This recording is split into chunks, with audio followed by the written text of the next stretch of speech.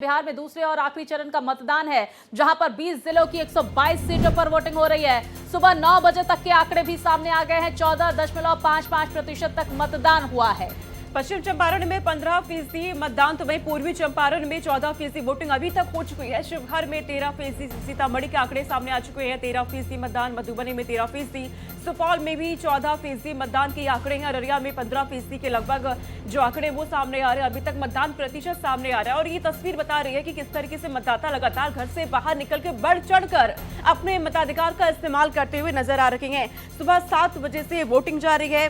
पहले चरण में हमने देखा बम्पर वोटिंग हुई है और जिस तरीके से दूसरे चरण में मतदाताओं में उत्साह देखने को मिल रहा है, जोश देखने को मिल रहा है, ऐसा लग रहा है कि पहले चरण के रिकॉर्ड भी टूटने को नजर आ सकते हैं। बिहार में दूसरे और आखिरी चरण का मतदान हो रखा है। 7 बजे से वोटिंग लगातार जारी है और बड़ी संख्या में मतदाता अपने घरों से निकल रहे हैं। 20 जिलों की 122 सीटों पर मतदान। बिल्कुल, देखिए किशनगंज की बात करें तो 15.81% तक मतदान वहां पर 9 बजे तक हुआ है। पूर्णिया में 15.54% तक वोटिंग हुई है। कटिहार में 13.77% तक वोटिंग हुई है। भागलपुर की बात करें तो 13.34% मतदान हुआ है। बांका में 15.14% मतदान हुआ है। कैमूर की अगर हम बात करें तो 15.08% तक मतदान हुआ है। रोहतास में 14.16% तक वोटिंग हुई है। अरवल में 14.94% तक वोटिंग हुई है। जहानाबाद में अगर हम बात करें तो 13.81% तक वोटिंग हुई है। औरंगाबाद में 15.43% तक वोटिंग हुई है। गया की बात करें तो 15.97% तक वोटिंग हुई है। नवादा में 13.76%, जमुई में 15.77% तक मतदान हुआ है। यानी कि बढ़ चढ़कर मतदाता अपने मताधिकार का प्रयोग करते हुए नजर आ रहे हैं। भारत एक्सप्रेस भी आपसे यही अपील करेगा कि अगर आपका दूसरे चरण में वोट है तो अपने घरों से निकलिए, अपने मताधिकार का प्रयोग कीजिए। देखिए दिग्गजों के मतदान करने के बाद की क्या कुछ तस्वीरें हैं वो भी हमने आपको दिखाई। देखिए शहनवाज हुसैन को तस्वीरों में देखा जा सकता है। पप्पू यादव ने भी अपने मताधिकार का प्रयोग किया। तो लगातार बिहार चुनाव से जुड़ी हुई हर एक जानकारी, हर एक तस्वीर भारत एक्सप्रेस दर्शकों तक पहुंचा रहा है। हर तस्वीर आपके सामने है और तस्वीरें इस वक्त लगातार सामने आ रही हैं। इन तस्वीरों को आप देखिए, नवादा में, कटिहार में, बेतिया, मधुबनी में मतदाता घरों से बाहर निकल रहे। तमाम दिग्गज नजर आ रहे हैं जो अपने मताधिकार का इस्तेमाल कर रहे हैं। लंबी लंबी लाइनें यहां देखने को मिल रही है। सुबह 7 बजे से लगातार वोटिंग जारी है। मतदाताओं में गजब का उत्साह देखने को मिल रहा है। हल्की हल्की ठंड इस बात की जरूर महसूस हो रही है, लेकिन इसका असर लोगों पर दिख नहीं रहा है। अपने अपने घरों से निकल रहे हैं, अपने अपने मताधिकार का इस्तेमाल किया जा रहा है। अपने अपने मुद्दों को लेकर हर वर्ग नजर आ रहे हैं, ना सिर्फ कोई बड़े, यहाँ तक कि युवा, महिलाएं, हर कोई अपने अपने मताधिकार का इस्तेमाल करते हुए दिख रही हैं। बिल्कुल, हमारे साथ वरिष्ठ पत्रकार रास बिहारी जी भी जुड़ गए हैं। सर, आपका बहुत स्वागत करूंगी मैं। आप भारत एक्सप्रेस के साथ जुड़े और समझने की कोशिश करेंगे दूसरा चरण, निर्णायक चरण, जहां पर गेम चेंजर महिला वोटर्स, सीमांचल के वोटर्स साबित होंगे। क्या क्या मुद्दे नजर आ रहे हैं सर, और किस तरह से तस्वीर बदलती हुई दूसरे चरण में नजर आ सकती है? पहले चरण में हमने देखा बम्पर वोटिंग हुई है बिहार में। देखिए, दूसरे चरण में 122 सीटों पे अगर हम पहली नज़र में बोले तो एनडीए आगे नज़र आता है जी, क्योंकि पिछले चुनाव में भी एनडीए ने 66 सीटें जीती थी। तो उस लिहाज से देखें तो एनडीए पहले से और ज़्यादा मजबूत हुआ है। उसकी एक वजह ये भी है कि पिछली बार मुस्लिम फैक्टर भी एक बड़ा काम किया था, जो इस बार कम दिखाई दे रहा है। हालांकि ओबीसी मेहनत बहुत कर रहे हैं जी, लेकिन मुस्लिम मतदाताओं का झुकाव ओबीसी की तरफ धीरे धीरे कम हुआ है। और दूसरी वजह यह भी है कि जिस तरह से केंद्र सरकार के कामों से बिहार की जनता खुश हुई है, तो उसका असर वोटिंग पर पड़ा है। अगर आप देखेंगे पहले चरण के मतदान में जहाँ पर सुबह उदासीनता दिखाई दे रही थी जी, वहीं धीरे धीरे वोट परसेंट 7-8% हर सीट पे। कुछ शहरी सीटें अगर छोड़ दें तो बहुत सारी सीटों पे वोटिंग परसेंटेज बहुत ज़्यादा हुआ, पटना सहित। तो मुझे लगता है कि अगर वोटिंग परसेंटेज बढ़ता है जी, पहले चरण की तरह, तो इसका फ़ायदा एनडीए को मिलेगा। लेकिन यहाँ पे रास बिहारी जी, क्योंकि आपने ओवैसी का जिक्र किया, पिछले चुनाव को अगर हम देखते हैं, विधानसभा चुनाव 2020 में तो एआईएमआईएम का बेहतर प्रदर्शन था। तो इस बार कहीं ना कहीं अपने अस्तित्व को बचाने की चुनौती है इस बार ओवैसी के सामने। देखिए, ओबीसी की पार्टी ने पिछली बार 5 सीटें जीती थी सीमांचल में। इस बार वो पूरा जोर लगा रहे हैं। लेकिन पिछली बार जिस तरह का ध्रुवीकरण मुस्लिम मतदाताओं में हुआ था, इस बार वो उनके साथ जाता हुआ दिखाई नहीं दे रहा है। क्योंकि उनको लगता है, क्योंकि देखिए मुस्लिम मतदाताओं का ज़्यादातर रुझान जी ये है कि बीजेपी के कैंडिडेट को हराया जाए। तो उसमें अगर उनको लगता है कि एनडीए के कैंडिडेट को अगर हराना है तो हमें ऐसे उम्मीदवार को वोट करना पड़ेगा जो उन्हें हरा सकता हो। क्या सर आरजेडी की तरफ झुकाव लग रहा है, क्या लगता है मुस्लिम वोटर्स का? हाँ, मुस्लिम वोटर्स का सीमांचल के एरिया में इस बार आरजेडी तरफ झुकाव पूरी तरह दिखाई दे रहा है। मतलब उसमें ऐसा नहीं है कि कोई धीरे धीरे पूरी खुल कर वो लोग आरजेडी के समर्थन में हैं। सर ये समझने की कोशिश करूंगी, जिस तरह से पहले चरण में ताबड़तोड़ वोटिंग हुई, 65% से ज्यादा मतदान हुआ और जो आंकड़े सामने निकल कर आए वो चौंकाने और ऐतिहासिक भी थे। और जिस तरह से अगर हम ऐतिहासिक समझ, आशुतोष मेरे सहयोगी जुड़ गए, उनका हम रुख करेंगे, लेकिन एक ही सवाल मैं रास बिहारी सर से कर लेती हूँ कि 5% से ज्यादा वोटिंग होती है तो चीजें बदलती हैं, ये बदलाव होता है, इसने कहीं ना कहीं एनडीए की चिंता बढ़ा दी है। इसको मैं आपसे समझने की कोशिश करूंगी। नहीं, मुझे नहीं लगता कि एनडीए की चिंता इससे कोई बड़ी है जी। लेकिन इतना जरूर है कि सभी लोग दावे कर रहे हैं कि हमारे पक्ष में हैं। लेकिन एक कारण साफ है कि एसआईआर की वजह से भी जो फर्जी वोट थे, जो फर्जी मतदाता थे, वो जो दूर हुए हैं। और दूसरा एक वजह ये भी मानी जा रही है कि छठ के बाद जो इलेक्शन हुआ उसके कारण बहुत से प्रवासी भी अपने छठ मनाने जो गए थे, तो वो वोट डालने के बाद अपने जहाँ भी काम करते हैं वहाँ लौटे हैं। उसका असर भी वोटिंग पर पड़ा। और अभी हम ये भी देख रहे हैं कि बहुत से बड़ी संख्या में जो लोग देश के अन्य प्रांतों में रहते हैं वो भी वोट डालने गए हैं। कल जिस तरह से खबर भी चलाई गई कि भाजपा उन्हें टिकट देकर भेज रही है। अब चुनाव में तो हर सब कुछ होता ही है। और जिस तरीके से रास बिहारी जी, चुनाव आयोग की ओर से तमाम व्यवस्थाएं की गई, इसका बहुत बड़ा असर है कि तमाम मतदाता घर से निकल रहे हैं, युवा बढ़ चढ़कर हिस्सा ले रहे हैं, अपने वोट का इस्तेमाल कर रहे हैं। आशुतोष हमारे साथ जुड़ चुके हैं। आशुतोष, क्योंकि अभी तक के जो आंकड़े सामने आ रहे हैं, मतदान प्रतिशत सामने आ रहा है, वो बेहतर बता रखा गया। पहले चरण के मुकाबले क्या ये उम्मीद की जा रही है कि बम्पर वोटिंग जो पहले चरण में देखने को मिली है दूसरे चरण में बढ़ भी सकती है? क्या तस्वीर है, कितनी संख्या में मतदाता आपको अभी नजर आ रहे हैं? देखिए, पहले 2 घंटे में 14.5% के करीब एवरेज वोटिंग हुई है और चुनाव आयोग अभी भी आश्वस्त है कि वोटिंग परसेंटेज बढ़ेगा। यानी अगले 2 घंटे यानी 11 बजे तक की जो रिपोर्ट आएगी उसमें इजाफा दिखाई देगा और इस बात को लेकर चुनाव आयोग आश्वस्त है। जिस तरह से मतदाताओं के बीच प्रचार प्रसार किया गया है, खास करके महिला वोटरों को जागरूक किया गया है, वो तमाम जगह पर देखने को मिल रहा है। अभी हम जहानाबाद के एक मॉडर्न बूथ पे हैं, हम थोड़ा सा नज़ारा दिखा दे रहे हैं कि किस तरह से वोटरों को अट्रैक्ट करने के लिए तरह तरह के हथकंडे अपनाए गए हैं। एक तरह से कहें 4 मतदान केंद्र है यहाँ पे और चारों मतदान केंद्रों को मिला के पूरे इलाके को दुल्हन की तरह सजा दिया गया है। आप तस्वीरों में साफ तौर पे देख सकते हैं कि किस तरह से दुल्हन की तरह से पूरा मतदान केंद्र को सजा दिया गया है और वोटरों को अट्रैक्ट करने के लिए तरह तरह के हथकंडे इख्तियार किए गए हैं। तो चुनाव आयोग ने पुरजोर कोशिश की है और जो वोटर हैं वो मतदान करके बाहर लौटे हैं, मतदान करा है। हाँ जी हाँ। क्या मुद्दा रहा इस बार? मुद्दा बस वही है, विकास, और क्या रहेगा। हम माने हर एक का यही अपेक्षा रहता है कि हाँ देश का उन्नति हो, राज्य का। हाँ, आपने वोट किया? अभी वोट नहीं किया। हम तस्वीरों में थोड़ा सेल्फी जोन को भी दिखाते हैं और किस तरह से दुल्हन की तरह से इस पूरे मतदान केंद्र को सजाया गया है। आप तस्वीरें देखिए, ये चुनाव आयोग की कोशिश है और चुनाव आयोग ये सुनिश्चित कर रहा है कि किसी तरह से वोटर ज़्यादा से ज़्यादा अट्रैक्ट हो। एक महिला वोट दे के आई है, सेल्फी ले रही है। ये कितनी खुशी मिल रही है यहाँ सेल्फी लेने में? बहुत ज्यादा खुशी मिल रही है। की अभी नहीं किए हैं, हमको पर्ची बोल रहे कि ओरिजिनल चाहिए, इसलिए नहीं अभी किए हैं। उससे पहले ही सेल्फी और दे दिए हैं, और दे दिए हैं। अच्छा, आप बताइए, वोट दिए, क्या मुद्दा रहा इस बार? इस बार मुद्दा रहा कि अच्छा रहा और अच्छा ही रहना चाहिए और हमको पर शांति माहौल रहा है, इसलिए हम लोग भी उसी पर अभी बिल्कुल आशुतोष, हम देख पा रहे हैं कि विचार किस किया। तरह से शांति के नाम पे मतदाता वोट अपने अपने मुद्दों को लेकर पहुंच रहे हैं। भागलपुर से हमारे साथ अंजनी जुड़ गए हैं। अंजनी, इस वक्त मतदान को लेकर भागलपुर से क्या कुछ तस्वीरें आ रही है, मतदाताओं में किस तरह का उत्साह देख पा रहे हैं आप?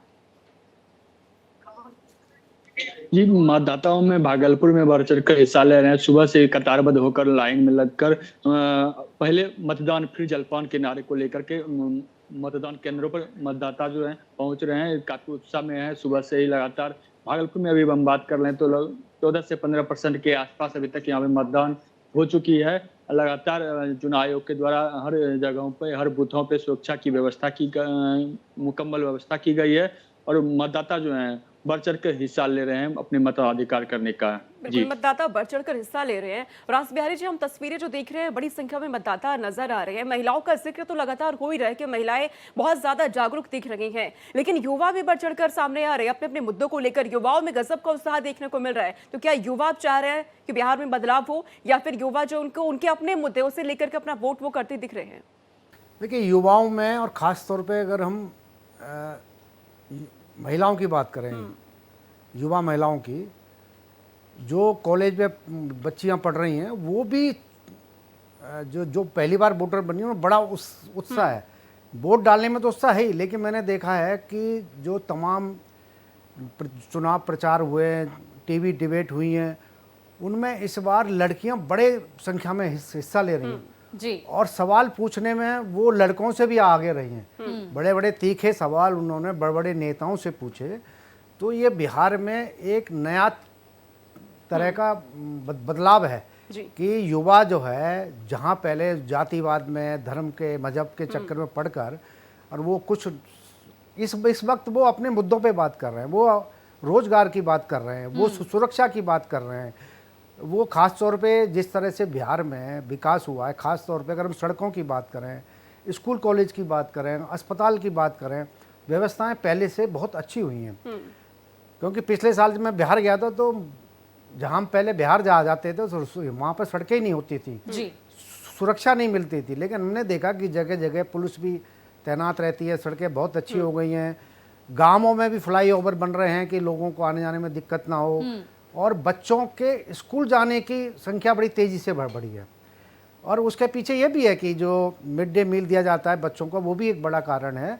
लेकिन सबसे बड़ी बात है कि वहाँ के जो गरीब लोग हैं वो भी अपने बच्चों को पढ़ाकर कुछ बनाना चाहते हैं। बिल्कुल, कहीं ना कहीं लोग जो है वो कहा जा सकता है रास बिहारी जी जागरूक हैं, और जागरूक मतदाता अपने मताधिकार का प्रयोग कर रहे हैं। देखते हैं शाम 6 बजे के बाद क्या कुछ आंकड़े सामने निकल कर आते हैं। 9 बजे के बाद जो आंकड़े हैं वो हमने आपको बताया। मेरे सहयोगी आशुतोष का हम रुख कर लेते हैं। आशुतोष, जिस तरह से बीते कल दिल्ली दहली, क्या कुछ तस्वीरें अब उसके बाद सुरक्षा के लिहाज से आप देख पा रहे हैं बिहार में? दूसरी तरफ सीमांचल से क्या कुछ जानकारी आ रही है?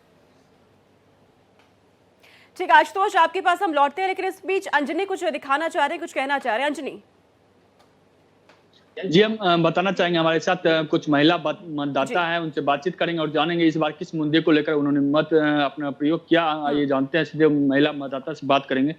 आपने वोट कर दिया जी, क्या कहेंगे, किस मुद्दे को लेकर अपने मत का प्रयोग किया? हमारे देश का जो कल्याण हो रही है उसे देखते हुए हमने वोट दिया, और आगे भी मतलब ये इच्छा रखे हैं कि अच्छा हो।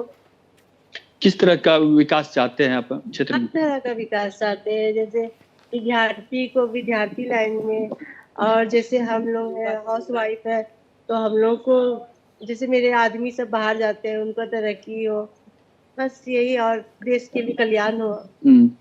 लगातार सरकार से क्या कहेंगे, महिलाओं के लिए क्या कुछ खास रहना चाहिए? महिलाओं को जैसे घर में हाउस वाइफ है उनको घरेलू उपाय, बिल्कुल, हम देख पा रहे हैं अंजनी की किस तरह से दावे वादे करते हुए यहाँ पर दावे वादों की बात करती हुई महिलाएं नजर आ रही। मतदान में बड़ी संख्या में हर कोई बढ़ चढ़कर हिस्सा ले रहा है। सभी वर्ग है, महिलाएं हैं, युवा है, बड़े बुजुर्ग हो, चाहे दिव्यांग हो। अपने घर से निकल करके पहले हर कोई मतदान कर रहा है, अपने वोट का इस्तेमाल करता नजर आ रहा है। भारत एक्सप्रेस आप तक एक एक अपडेट लगातार पहुंचा रहा है। हमारे साथ स्टूडियो में यहाँ पर मौजूद रास बिहारी जी वरिष्ठ पत्रकार हैं, यासिर जिलानी जी प्रवक्ता बीजेपी हमारे साथ जुड़ चुके हैं, यश श्रीवास्तव प्रवक्ता कांग्रेस हमारे साथ जुड़ चुके हैं, आपको स्क्रीन पर नजर भी आ रहे हैं। हमारे सहयोगी आशुतोष जुड़े हुए हैं और साथ ही इस चुनाव को लेकर हम चर्चा भी कर रहे हैं। रास बिहारी जी हमारे साथ स्टूडियो में मौजूद है, यासिर जिलानी जी हमारे साथ बीजेपी प्रवक्ता जुड़े हुए हैं, यश श्रीवास्तव जी जुड़े हुए हैं। यासिर साहब, मैं आपका रुख करूंगी। 9 बजे तक के आंकड़े जिस तरह से लगभग 15% के आसपास दर्ज किए गए, इन आंकड़ों से क्या उम्मीद है? और ये जो निर्णायक जंग है दूसरे चरण की, ये कहा जा रहा है कि जो आधी आबादी और सीमांचल तय करता हुआ नजर आएगा दशा और दिशा दूसरे चरण की। देखिए, जिस तरीके से सुबह से मतदान का प्रतिशत बहुत तेजी से बढ़ रहा है और दिख रहा है, जो उत्साह है लोगों में, अभी आप ही वो मतदाता दिखा रहे थे जो पहली मतलब फर्स्ट वोटर बनने के लिए जो उनके मन में चाहत थी जी। वो उससे अंदाजा आप लगा सकते हैं। आप बेहतर तरीके से आप लोग समझते और जानते हैं क्योंकि आप ग्राउंड की भी रिपोर्टिंग कर रहे हैं। हम लोगों ने तो चुनाव से एक दिन पहले तक, जब तक प्रचार था, तब लोगों के बीच में समझ रहे थे और समझा रहे थे। आज उसका नतीजा दिख रहा है कि वो विश्वास उस सरकार पे कर रहे हैं जो सरकार उनके साथ पिछले 20 साल से उनके लिए काम कर रही है, उनके लिए सोच रही है, उनसे कनेक्ट है। वो उन लोगों पे बिल्कुल ध्यान केंद्रित नहीं करेंगे जो सिर्फ उम्मीद जता रहे हैं। उनको ये कह रहे हैं कि हम आएंगे तो ये करेंगे। ये यासिर जी, आप कह रहे हैं कि 20 सालों पर ये भरोसा है आम जनता का। यश श्रीवास्तव हमारे साथ है। यश श्रीवास्तव, आप क्या कहेंगे? यासिर जिलानी जी का कहना है कि 20 सालों पर ये भरोसा है आम जनता का। इस तस्वीर को जो मतदाता बढ़ चढ़कर बाहर निकल रहे हैं, कांग्रेस कैसे देख रही है? देखिए, यदि आपके विश्लेषक महोदय पहले सड़कें नहीं थी अब हैं कह सकते हैं, और यासिर जिलानी जी 20 साल का भरोसा याद दिला सकते हैं आज के दिन, तो मैं भी कह सकता हूं कि इनके पुल बनते हुए गिर रहे हैं। और प्रधानमंत्री जी कल रात की घटना के बाद अभी विदेश यात्रा पर निकल गए, तो ये हम तीनों का बराबर हो जाता है। 14.5% मतदान हो चुका है 9 बजे के आंकड़ों के अनुसार, और हमें पूरी उम्मीद है, जैसा कि विश्लेषक जी ने भी थोड़ा बहुत कहा, कि बिहार के युवा इस बार अपने मुद्दों पर बात कर रहे हैं, इधर उधर की बातें करने वालों को वो नहीं सुन रहे। हमें पूरी उम्मीद है कि इस बार इस चुनाव में बिहार का युवा जिस तरीके से आगे आया है, पहले चरण में भी बहुत अच्छी वोटिंग हुई और लोगों ने अपना रुझान शायद अपने वोटिंग के उत्साह से दिखाया है। और एक बड़ी बात यह भी है कि अगर आपको अपना वोट बचाना है तो खुद जाके वोट करना ही पड़ेगा, ऐसी स्थिति भी है। तो हमें ऐसी पूरी उम्मीद है कि बिहार के लोग अपने मताधिकार और अपने असली प्रगति के लिए आज वोट डाल रहे हैं। बिल्कुल, देखिए, जनता जनार्दन जागरूक है, समझदार है, अपने मताधिकार का प्रयोग करती हुई नजर आ रही है। यश जी, आप हमारे साथ बने रहिए, जिलानी साहब बने रहिए, रास बिहारी जी भी हैं हमारे साथ। जिलानी साहब, रास बिहारी जी का हम रुख कर लेते हैं और ये समझ लेते हैं कि दूसरे चरण के जातीय समीकरण क्या कुछ कह रहे हैं। देखिए, जातीय समीकरण तो रहेंगे ही, क्योंकि अगर आप देखेंगे जिस तरह से उम्मीदवार तय हुए हैं तो उसमें जाति का बहुत ध्यान रखा गया है जी। जाति के साथ साथ लोगों ने अपने परिवारों का भी बहुत ध्यान रखा है। इस चरण में कई नेताओं के पत्नियां हैं, बेटे हैं, भाई हैं, रिश्तेदार बड़े चुनाव लड़ रहे हैं और 6-7 सीटों पे बाहुबली भी हैं। दूसरी सबसे बड़ी बात यह है कि पिछले अगर हम चुनाव के आंकड़े देखें तो 20 सीट ऐसी हैं जो 5000 से भी कम अंतर से जीती हैं, जिनमें कुछ सीट ऐसी हैं जो 1000 से भी कम सीटों पे हैं। और इस बार कई फैक्टर दूसरे भी हो, अगर ओवैसी के अलावा देखेंगे तो आप जन स्वराज पार्टी भी एक फैक्टर है। उसके अलावा तेज प्रताप कहीं ना कहीं कुछ ना कुछ तो बिल्कुल, कहीं ना कहीं डेंट पहुंचाते हुए भी नजर आ सकते हैं। अब किस पार्टी को डेंट पहुंचाएंगे ये भी देखना महत्वपूर्ण होगा। चुनावी राज्य बिहार से जहां पे दूसरे चरण के लिए मतदान जारी है, आखिरी चरण का ये मतदान हो रहा है। 20 जिले हैं, 122 सीटों पर वोटिंग जारी है। तो कड़ी सुरक्षा के बीच शाम 6 बजे तक वोट डाले जाएंगे। कई दिग्गजों की किस्मत ईवीएम में कैद हो जाएगी। तो रेणु देवी, तारकिशोर प्रसाद, सुमित कुमार सिंह, जमा खान और लेशी सिंह समेत कई दिग्गजों की किस्मत दांव पर लगी हुई है। तो देखिए, दूसरे चरण का मतदान जारी है। आखिरी चरण का यह मतदान आज देखने को मिलेगा कि क्या कुछ वोट प्रतिशत निकलकर सामने आता है। अगर अभी तक की बात करें तो देखिए 14% से ज्यादा मतदान हो चुके हैं। सुबह से ही तस्वीरें सामने आती हुई भारत एक्सप्रेस आपके साथ साझा करता हुआ। 20 जिलों की 122 सीटों पर यह वोटिंग हो रही है। कड़ी सुरक्षा के बीच शाम 6 बजे तक वोट डाले जाएंगे। बड़ी संख्या में मतदाता अपने अपने घरों से बाहर निकल रहे हैं। राज बिहारी जी, पहले आपका रुख मैं कर रही हूं, क्योंकि लगातार कई मुद्दे हमने देखा, पहले चरण हो चाहे दूसरा चरण हो, लेकिन दूसरे चरण में घुसपैठ का एक बहुत बड़ा मुद्दा सामने आया। चाहे एनडीए हो, महागठबंधन के घटक दल हो, घुसपैठिए का जिक्र सबसे ज्यादा किया गया। इसका कितना प्रभाव? देखिए, ये जो दूसरे चरण का मतदान है, इसमें भी घुसपैठिया एक बड़ा मुद्दा है। और एसआईआर में भी ऐसे बहुत से मतदाताओं का पता लगा के उनका वोट काटा गया जो फर्जी तरीके से भारत में आके बसे थे। और बड़ी संख्या में जो बोगस वोट थे, यानी डुप्लीकेट वोट भी थे, बोगस वोट भी थे, वो भी बड़ी संख्या में काटे गए, जिसको लेके विपक्ष ने हो हल्ला भी मचाया। देखिए, अगर हम बंगाल की बात करें तो ममता बनर्जी ने एसआईआर को इमरजेंसी जैसा बता दिया है।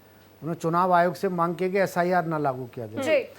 और मुझे लगता है कि जिस तरह से बिहार में एसआईआर का विरोध किया गया, वहाँ पर यात्रा निकाली गई, बड़ी बड़ी सभाएं की गई, एक माहौल बनाने की कोशिश की गई और चुनाव आयोग को जो कटघरे में खड़ा करने की कोशिश की गई, मुझे लगता है उसका नुकसान विपक्षी दलों को ही ज़्यादा होगा। बिल्कुल, और कहीं ना कहीं राज बिहारी जी यही समझ में आता हुआ कि महागठबंधन बार बार एसआईआर के मुद्दे पर आरोप लगाता हुआ, प्रत्यारोप लगाता हुआ। और इसी पर हम यासिर जिलानी जी से बातचीत कर लेते हैं, भारतीय जनता पार्टी के प्रवक्ता हैं।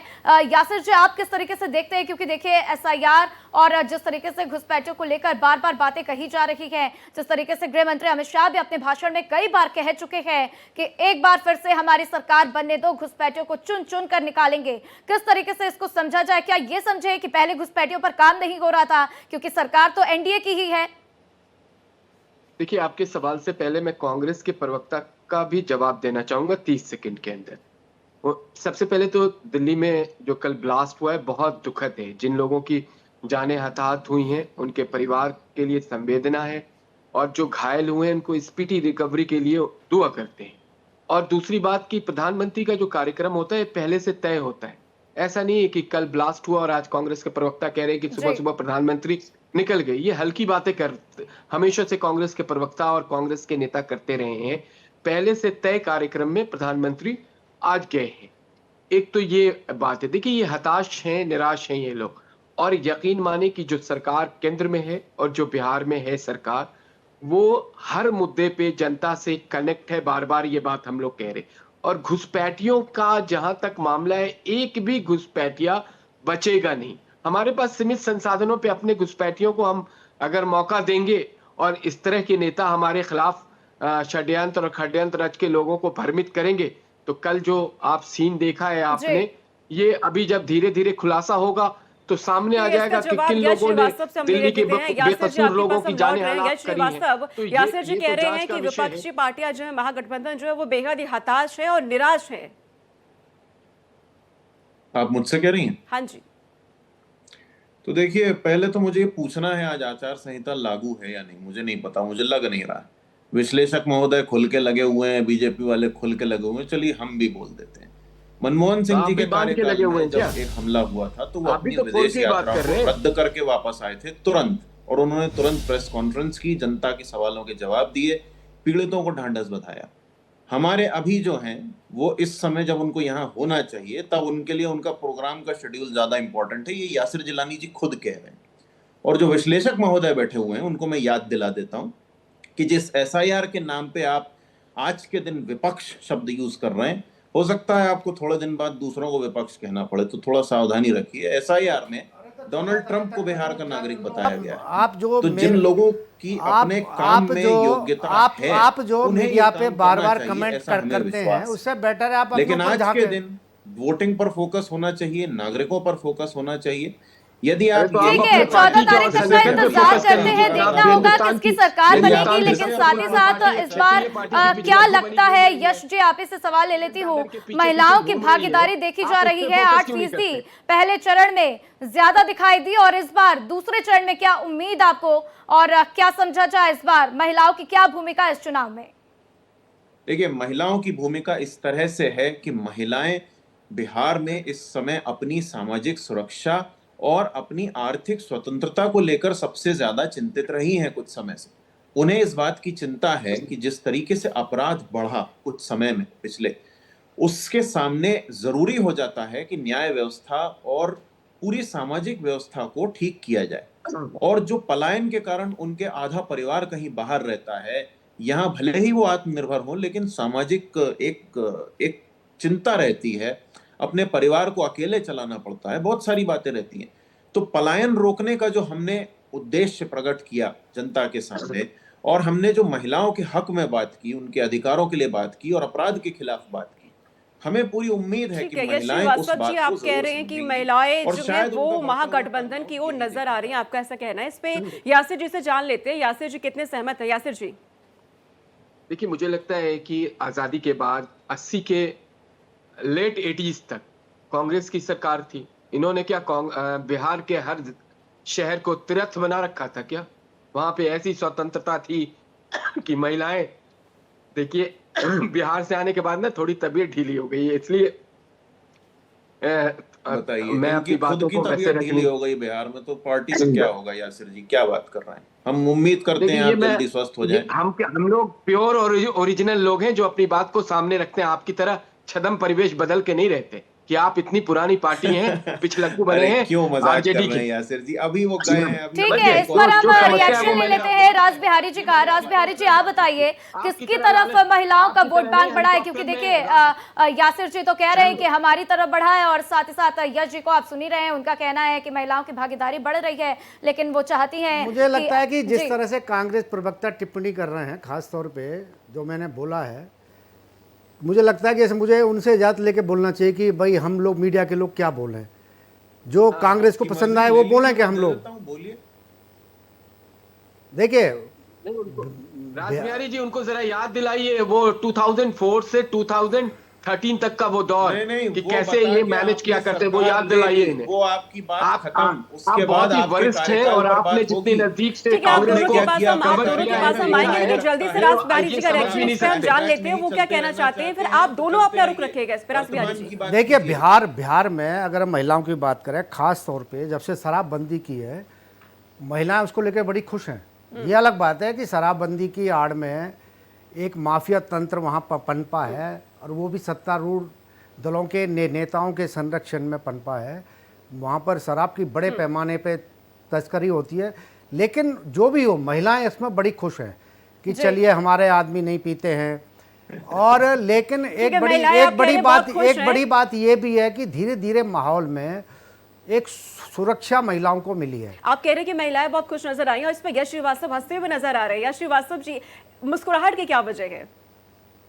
वो खुद ही कह रहे हैं कि एक अवैध तंत्र चल रहा है और सत्ता के संरक्षण से चल रहा है, और फिर भी वो कह रहे हैं कि महिलाएं खुश है कि हमारा आदमी पी नहीं रहा है। अगर अवैध तंत्र चल कैसे रहा है, फिर ये भी तो सोचना चाहिए। देखिए, सीधी बात है कि आप असली बातों को गोल घुमा के नहीं हटा सकते। सीधी बात ये है, तो देखिए सही तो बोल रहे हैं, और सही बोलना अपराध है क्या? क्योंकि फिर अगर गलत बोलो तो आप पत्रकारों पर ही सवाल उठा देते हैं। देखिए ये बात तो सही है, लेकिन साथ ही साथ राज बिहारी जी आप भी बताइए, क्या 10,000 का फायदा भी इस बार मिलता हुआ दिख रहा है क्या? देखिए जो भी हो, लेकिन एनडीए बिहार में जहां 3-4 महीने पहले मान के चल रहे थे हम कांटे की टक्कर होगी, क्योंकि जैसे मैंने बताया कि भाई बहुत कम 20 सीटों पे तो 5,000 से कम का अंतर है, और पहले मान के चल रहे थे कि 3 की बड़ी कांटे की टक्कर होगी तो हार जीत बहुत कम अंतर से होगी। लेकिन अभी जिस तरह से माहौल बदला है, ख़ास तौर से जैसे घुसपैठियों को लेकर जो कार्रवाई चल रही है पूरे देश में, महिलाओं को, जीविका दीदियों को जिस तरह 10-10 हज़ार रुपये दिए गए हैं, और भी घोषणाएँ की गई हैं, विकास का भी बहुत असर पड़ रहा है। और पिछले अगर चुनाव की बात करें तो एनडीए वहाँ पर 66 सीट लेके आगे था, और इस बार भी मुझे लगता है बहुत अच्छी संख्या में एनडीए को सीटें मिलेंगी। ठीक है राज बिहारी जी, तो कुल मिलाकर एनडीए के लिए यहाँ पर पिक्चर साफ होती हुई आपको नजर आ रही है, लेकिन साथ ही साथ जाति जो मुद्दा है, मुस्लिम वोट बैंक जो बड़ा मुद्दा है, उसके ऊपर सवाल लेते हैं। यासिर जी, आप बताइए कि क्या लगता है सीमांचल में इस बार एनडीए का क्या प्रदर्शन रहेगा, क्योंकि वोट बैंक कहीं ना कहीं हम हर बार देखते हैं कि आरजेडी की तरफ, कांग्रेस की तरफ शिफ्ट होता हुआ, और इस बार तो वैसी की पार्टी खुद मैदान में है। क्या उम्मीद आप यासिर जी के पास हम जाएंगे राधा, लेकिन यश श्रीवास्तव जी कुछ कहना चाह रहे हैं, उनको सुन लेते हैं, वरना फिर वो बाद में कहेंगे कि मौका नहीं मिल पाता है। यश श्रीवास्तव जी अपनी बात को रखिए। हाँ, मैं बोलने ही वाला था कि मेरी चलती बात आपकी बिल्कुल बात सुनी जा रही है श्रीवास्तव जी, बिल्कुल बात सुनी जा रही है, अपनी बात रखिए। अच्छी बात है। देखिए, सीमांचल का ऐसा है कि सीमांचल भी बिहार का ही एक हिस्सा है, और यदि कोई भी सरकार या कोई भी नेतृत्व आके अपने लिए बात करता है तो उसे पूरे बिहार के लिए बात करनी है। हम सीमांचल को कोई एक अलग नजरिए से नहीं देखते हैं, हम उसे वैसे ही देखते हैं जैसे बाकी का बिहार है। इसलिए हमने जब भी न्याय की बात की तो पूरे बिहार के लिए बात की। अब सीमांचल बात की कर रहे हैं सिर्फ यश इसलिए जी, हो रही अगर है। हम राहुल गांधी की बात कर ले, तेजस्वी यादव की बात कर ले, तो अधिकतर रैलियां सीमांचल में ही हुई है, और अगर पूरे बिहार की बात करते हैं तो अन्य जिलों में भी उसी तरीके से धुआंधार प्रचार होना चाहिए था। जिलानी जी, आपका हम रुख कर रहे हैं क्योंकि बहुत देर से आप कुछ कहना भी चाह रही है। श्रीवास्तव जी ने सीमांचल का मुद्दा यहाँ पे छेड़ा, बाकी बातें वो यहाँ पे कह रहे हैं, इस पर आप अपना रिएक्शन रखिए। देखिए, सीमांचल में जो वोट बैंक है, जो तुष्टीकरण के चैंपियन लोग हैं, वो लड़ रहे हैं, लेकिन सीमांचल में हम भी करिश्मा करने जा रहे हैं। किशनगंज की सीट इस बार एनडीए जीतेगी, मैं आपको बता रहा हूं जो। और ये लोग तो खास करके तुष्टीकरण के चैंपियन लोग हैं, इनकी लड़ाई बहुत जबरदस्त है। ये दोनों कितना एक ही दावा सिक्के के यासिर जी पहलू हैं। आपका, क्योंकि सीमांचल में हमने प्रदर्शन अच्छा देखा नहीं है एनडीए का, प्रतिशत में बताइए कि कितनी उम्मीद आप इस बार कर रहे हैं एनडीए के लिए? मैंने आपको क्या कहा कि सीमांचल एक विशेष वर्ग से का वोट सबसे ज्यादा है, जो कांग्रेस जिसके लिए जानी जाती है। तो ये वोट जो है कांग्रेस इस पे चर्चा करे। कांग्रेस की जो बी टीम है वो दोनों मिलकर लड़ रहे हैं, लेकिन हम भी वहां बहुत अच्छा कर रहे हैं जहां तक अभी जानकारी। और मैंने किशनगंज की बात कही कि किशनगंज इस बार हम जीतेंगे। आमौर में हमारी सिचुएशन बहुत अच्छी है, हमारी सिचुएशन बिस्पी में बहुत अच्छी है, लड़ाई लड़ रहे हैं हम। ठीक है, आपकी सिचुएशन अच्छी है। राज बिहारी जी, आप क्या देख रहे हैं? क्या एनडीए की सिचुएशन इस बार अच्छी दिखाई दे रही है किशनगंज में?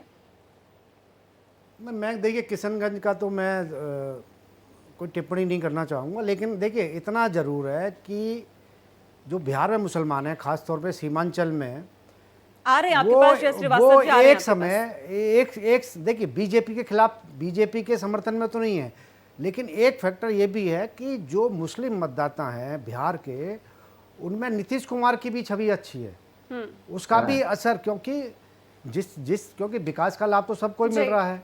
महिलाओं के लिए कोई घोषणा की गई है तो सबको ही लाभ हो रहा है, सब महिलाओं को लाभ हो रहा है। तो मुसलमानों में भी जो नीतीश के प्रति उतनी घृणा नहीं है जो बीजेपी के लिए है।